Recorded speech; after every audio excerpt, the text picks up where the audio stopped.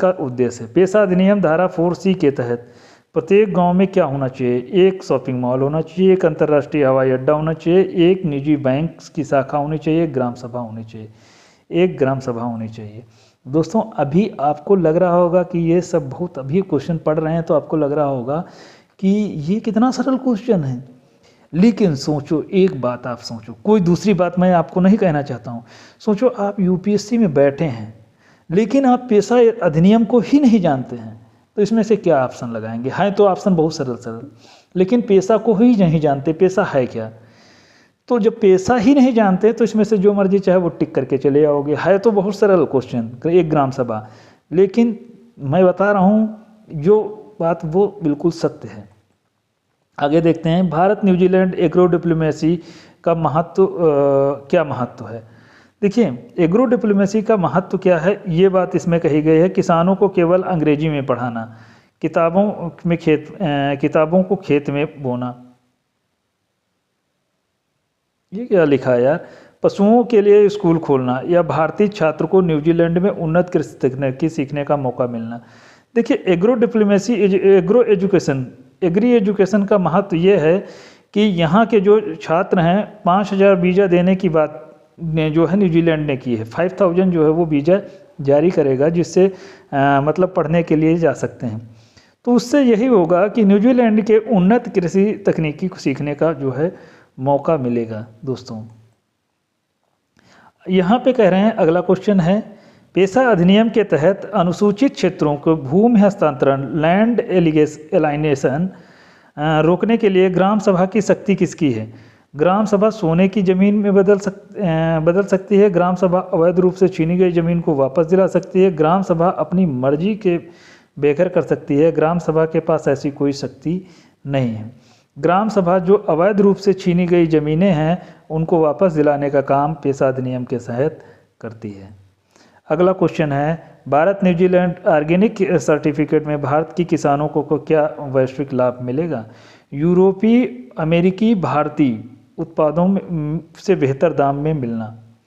कहने का मतलब ये है कि यूरोपीय और अमेरिकी बाज़ारों में उनके उत्पादों को बेहतर दाम मिलेंगे।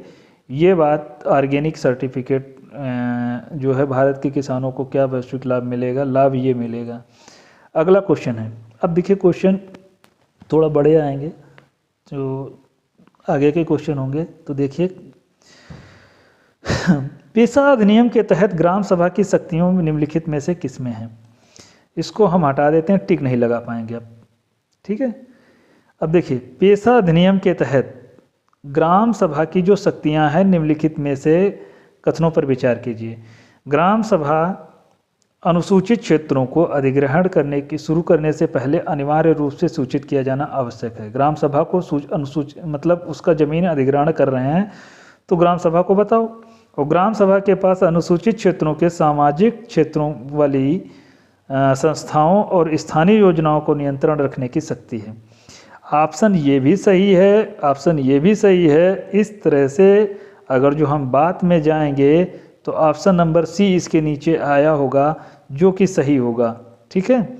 दोनों ही सही आंसर इसके दोस्तों हैं। डी नंबर 2 था, ठीक है, केवल 2 सही है। अगला क्वेश्चन देखते हैं क्या है। अगला क्वेश्चन कह रहे हैं कि भारत न्यूजीलैंड सहयोग में ट्रेसिएबिलिटी सिस्टम जो है खोजने की क्षमता वाली का मुख्य लाभ क्या है?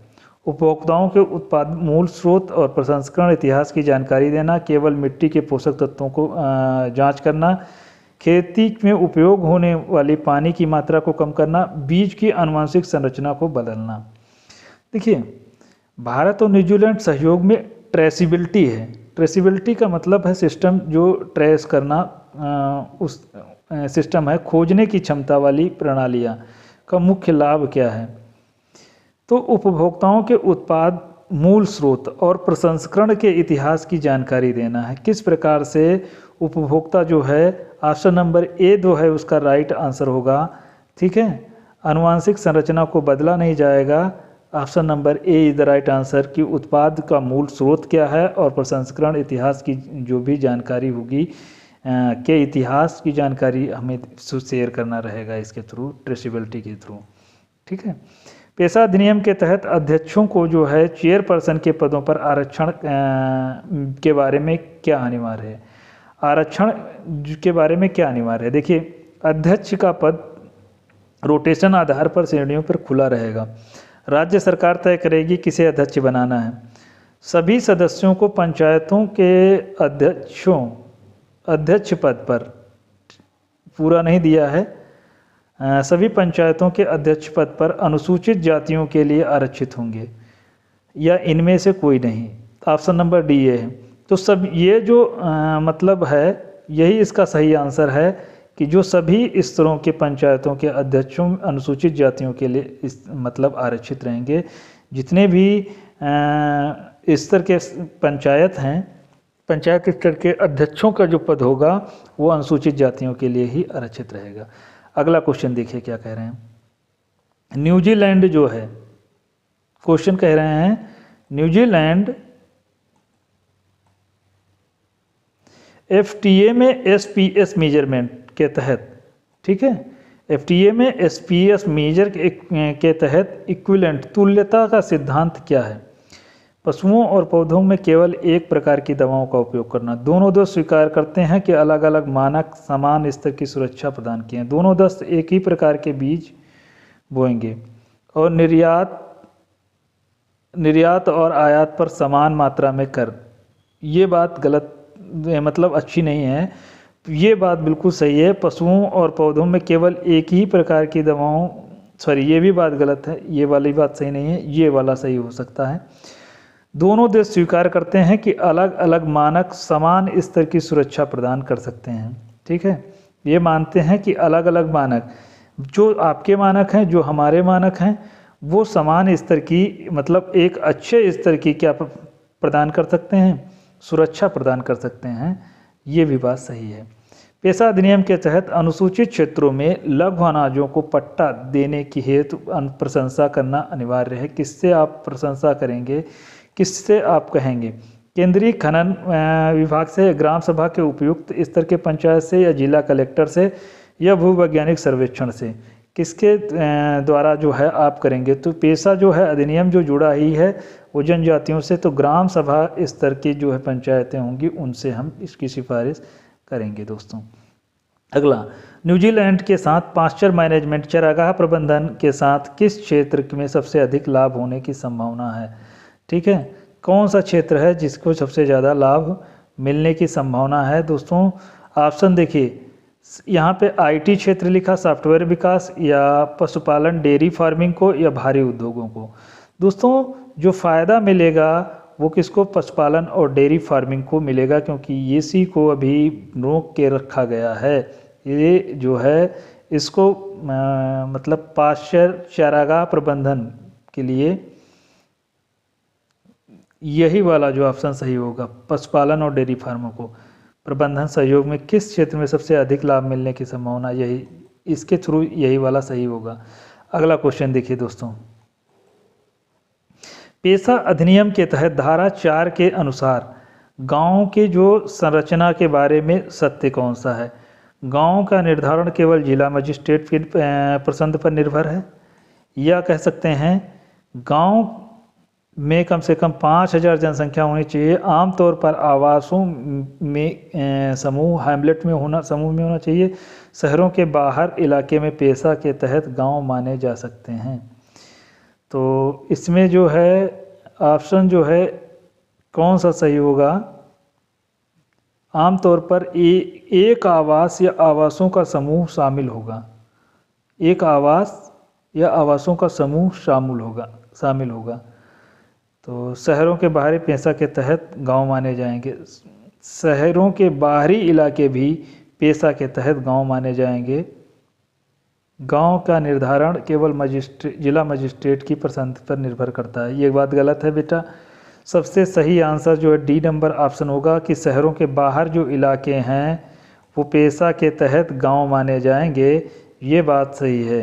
शहर के जो बाहर इलाके होंगे वो पेशा के तहत क्या माने जाएंगे? गांव माने जाएंगे। ठीक है, जो कि यही बात इसकी सही है। एक मिनट,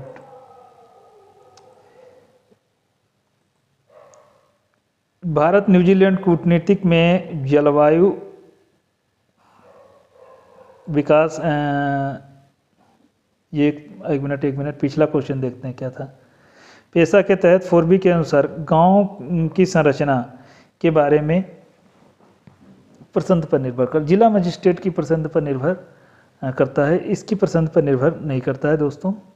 पेशा के जो गांव शहर के बाहर होंगे वो गांव माने जाएंगे। ठीक है। भारत न्यूजीलैंड के लिए कूटनीतिक एक प्रकार से रेजिलिएंट मतलब लचीला, एक प्रकार से जलवायु लचीली फसल के विकास में वैश्विक लक्ष्य क्या हैं? सतत विकास लक्ष्य 2, नाभिकीय सशस्त्रीकरण अन्वेषण लक्ष्य, या केवल समुद्री व सीमाओं का विस्तार। तो option number A is the right answer, सतत विकास 2 जीरो हंगर जो है ये पेशा अधिनियम के तहत जलवायु रेजिलिएंट क्लाइमेट क्राफ्ट जलवायु लचीली फसलों का विकास लक्ष्य से जुड़ा है। अगला पेशा के तहत ग्राम सभा को धार्मिक स्थलों की पारंपरिक मान्यता और सुरक्षा करने के लिए किस संवैधानिक मूल्य को दर्शाता है? शहरीकरण को बढ़ावा देना, आर्थिक उदारीकरण, कठोर केंद्रीकरण, या सांस्कृतिक स्वायत्तता और बहुलवाद को जो है बढ़ावा देता है। इतना राइट आंसर है भाई।